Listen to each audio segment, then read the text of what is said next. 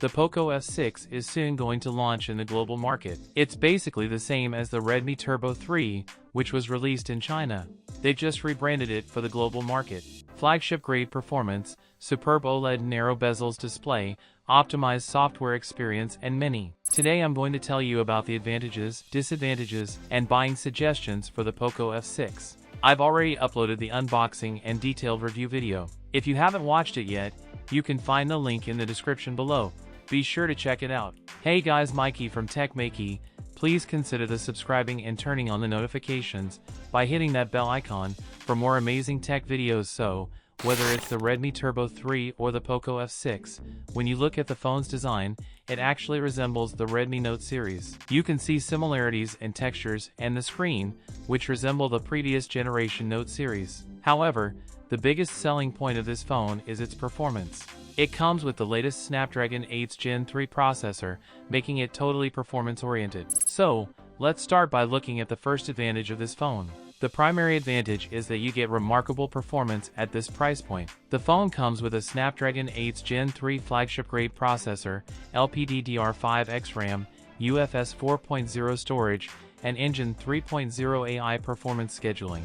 To be honest, the performance is quite similar to the previous generation Poco F5. The software score, or Antutu score, reaches up to 1.6 million, which is almost similar to the Snapdragon 8 Gen 2. You can also compare the game frame rate scores. Now, let's look at the actual performance test, specifically with heavy games like Genshin Impact. In the Poco F6, at the highest settings, the average frame rate reaches up to 58.99 frames per second, with power consumption up to 4.8 watts. In King of Glory, at the highest settings, you get almost a full frame rate of 120 frames per second. So, it seems that the Snapdragon 8 Gen 2 provides better and more stable frame rates. However, it's important to consider the price point as well, because the Poco F6 falls within the £250 price segment, and there isn't any phone in this segment with the Snapdragon 8 Gen 2 chipset. It's a significant consideration. Now, let's look at the second advantage of the Poco F6. Well,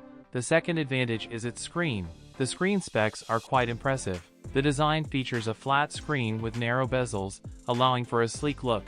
You can view it from the sides easily, and there's no plastic bracket between the screen and frame. Although the lower bezels are slightly thicker compared to the side bezels. The lower bezels are 2.27mm thick, while the remaining three sides have equally thin bezels, giving the screen a sleek and attractive design. This enhances the front look of the phone significantly. Moving on to the screen quality, it's fully upgraded this time. The Poco F6 features a 6.67-inch OLED display with a resolution of 1220 by 2712 pixels, providing a pixel density of 446 pixels per inch. Additionally, the peak brightness of the display has also been increased to 2400 nits.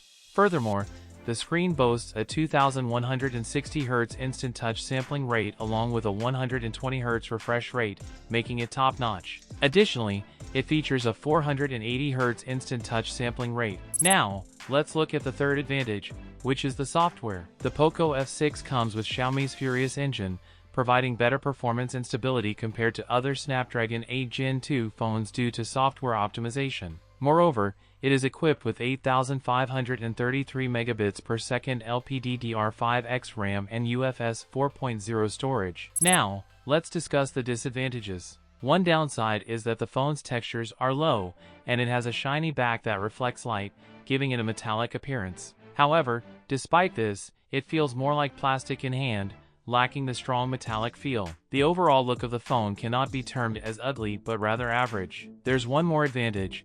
There's no plastic bracket between the screen and the frame. However, the phone's frame and back are both made of plastic, and the camera area also feels plastic, with three large black circles similar to the Poco F5. Considering it's a new series, some changes were expected. Interestingly, in China, it was launched alongside the Redmi Turbo series, but globally, it will be under the Poco F series. The phone weighs 179 grams and has a thickness of 7.8 millimeters.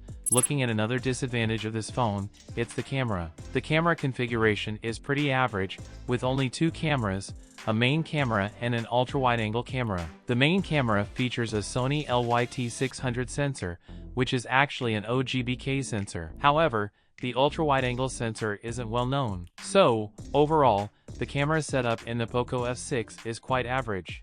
Having a telephoto camera would have given it a slight advantage in the camera department. Indeed, this phone is primarily performance-oriented. However, having a telephoto lens as part of the Ring Flash setup would have been a nice addition. Now, when it comes to purchasing suggestions for the Poco F6, I've already outlined the advantages and disadvantages. It's a straightforward phone, excellent hardware and software performance, but you'll have to compromise a bit on the design and textures, as they are quite common. However, if you use a case on your phone, then the textures may not be as important. If you're looking for higher performance within a mid-range budget, then you should definitely consider the Poco F6. But if your budget allows for a bit more spending, then I would suggest going for a phone with the Snapdragon 8 Gen 2 chipset. So what you guys think about it?